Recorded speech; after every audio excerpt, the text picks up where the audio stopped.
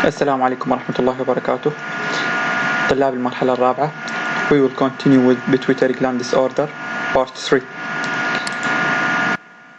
So, growth hormone hypersecretion. First, growth hormone is secreted from the anterior lobe of the pituitary gland. It has several functions in the body.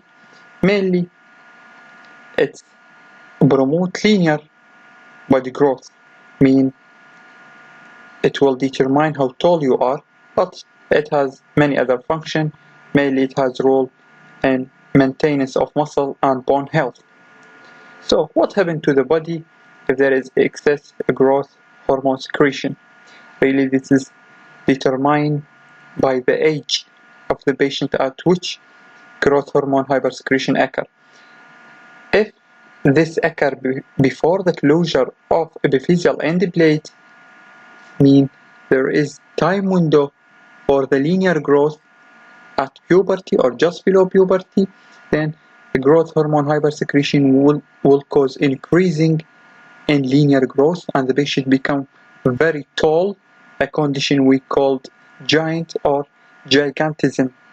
While if excess growth hormones occur after the closure of epiphyseal plate, there is no more window for linear growth, but there will be enlargement of several body parts we will cover later on, and there will be coarsening of facial feature.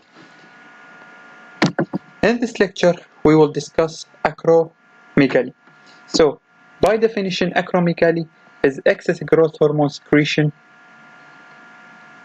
which occur mainly in 95% from pituitary adenoma, while in 5% of patients it could occur from ectopic secretion of growth hormone or growth hormone releasing hormones from other parts, mainly pancreatic tumor. How patients with acromegaly presented to us? The clinical feature of patient with acromegaly is characteristic, and it could be divided into two main categories. Either presented with mass effect from the pituitary tumor itself, and the patient presented with headache, visual field defect by tumor compressing on the optic chiasm, or from hormonal hypersecretion by the effect of growth hormone, which could cause sweating by promotion of sweaty gland hypertrophy. The patient will have characteristic facial feature with prominence of eyebrows, big jaw or prominence of jaw lines, a large skull, large nose, and excessive space between teeth because of the enlargement of the jaw, and big tongue or macroglossia. The hand of patient with acromegaly gets very large. This is comparison between normal hand and patient with acromegaly. It's spade-like, مثل المجدف. Also, there will be increase in shoe size. Patient may complain of arthritis and thick skin. If the mass effect and the pituitary gland cause compression to the normal tissue, patient may be presented with sign and symptom of hypopituitarism, because all other tissue of the pituitary could get destroyed by this tumor. Now, patient with acromegaly in long term has a lot of complication, mainly hypertension. They are more prone to hypertension than normal population. Also, impaired glucose tolerance and diabetes mellitus, hypertrophic cardiomyopathy, and by statistic they found increasing incidence of colonic cancer in patients with acromegaly. How we investigate patient with acromegaly? Because growth hormone secretion is pulsatile, it is not constant, so we cannot rely on growth hormone level randomly to assess growth hormone excess. Instead, we use insulin-like growth factor 1 as indirect measure for growth hormone hypersecretion, but it is a screening test. The definitive biochemical confirmatory test is by assessing excess growth hormone by inhibitory test, namely oral glucose tolerance test. So we give the patient a glucose load and we monitor growth hormone. This is physiologically glucose causes suppression of growth hormone secretion. In patients with acromegaly, there will be no suppression. This is confirmatory test.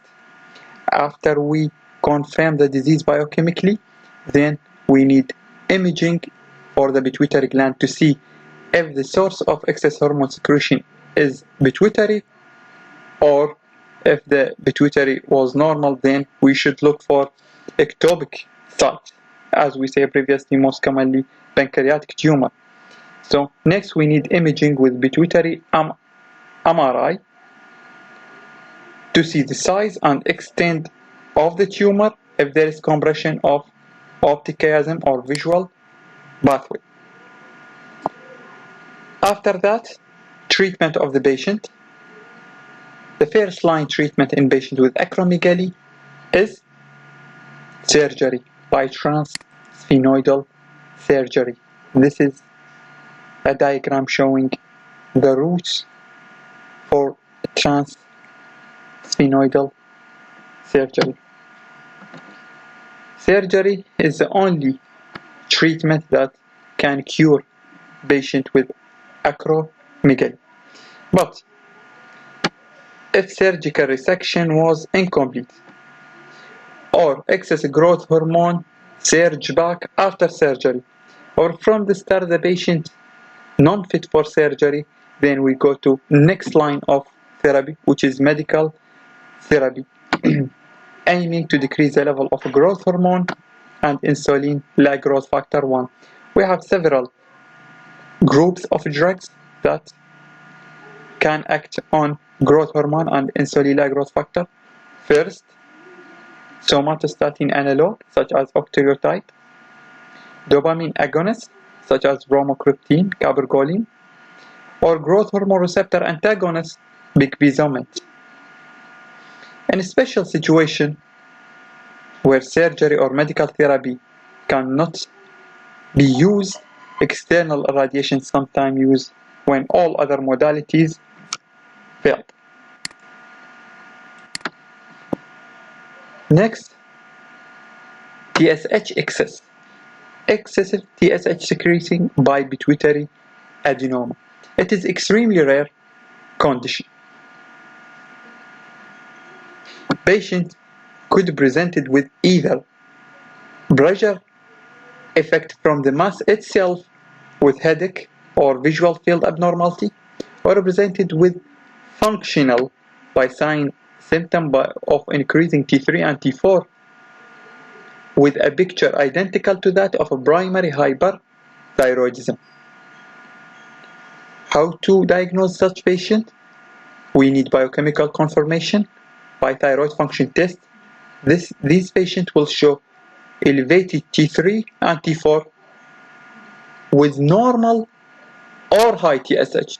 This is in contrast to primary hyperthyroidism, where TSH should be very low or undetected at all.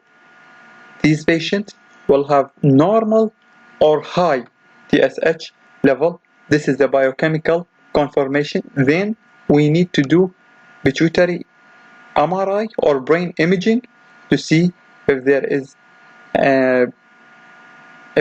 any optic compression by tumor, the tumor size itself. After that, treatment should be planned, and the main line of treatment is surgery. And as we say in acromegaly, if the surgery is not tolerated for a reason or another, or if there is recurrence after surgery, we can pursue with somatostatin analog or dopamine agonist. So, after we finish in TSH, secreting adenoma. The most important note till now is that all functioning pituitary adenoma treated by surgery, with the exception of a prolactinoma. Whatever the size of a prolactinoma, the first line of treatment should be medical, not surgical. In a prolactinoma, surgery is second line only after failure of medical therapy. In very rare cases, pituitary mass could secrete gonadotropin, LH or FSH. But these patients usually asymptomatic, either because the pituitary is secreting non-functioning LH and FSH, or the amount of the hormone very low to produce symptom. So these patients better to deal with as pituitary adenoma, non-functioning adenoma, and we add it to the next subject, pituitary tumors. So, in a patient with pituitary mass, the first important to distinguish is whether the mass is functioning, secreting hormones, and previously we dealt with every hormonal excess separately, but the pituitary tumor or adenoma could be non-functioning, only mass expansion, and it is diagnosed either due to assessment of intracranial pressure, patient with increased intracranial pressure like headache, vomiting, or due to visual field defect, or the mass detected incidentally on brain imaging. This patient, as we say, presented either with symptom of pressure effect like headache, visual field defect, and most commonly bitemporal hemianopia, but other type of visual field can occur by extension of tumor into the visual tract. On examination of the retina, we could find papilledema or optic atrophy, a long-standing case. Then some patients will be presented with sign of symptom of hypopituitarism, because the tumor enlargement causes compression of normal pituitary tissue, will destroy the endocrine function of that tissue. So, if patient presented with hypopituitarism, it's important to see the time course. If it's insidiously chronic process, it usually results from slowly growing tumor. But sometimes patient presented with rapid onset of hypopituitarism, when there is a bleeding within the tumor, there is pituitary tumor, and there is a bleeding inside the tumor, the bleeding will cause rapid expansion of the tumor size, cause rapid pressure effect on the normal pituitary tissue, and there will be acute hypopituitarism. This condition called pituitary apoplexy, and can be presented as hemodynamic collapse because of deficiency of ACTH, cause acute adrenal insufficiency. How we deal with such patients, I mean pituitary tumors? We need first full hormonal assessment to see if the mass is functioning or not, and this will exclude prolactinoma.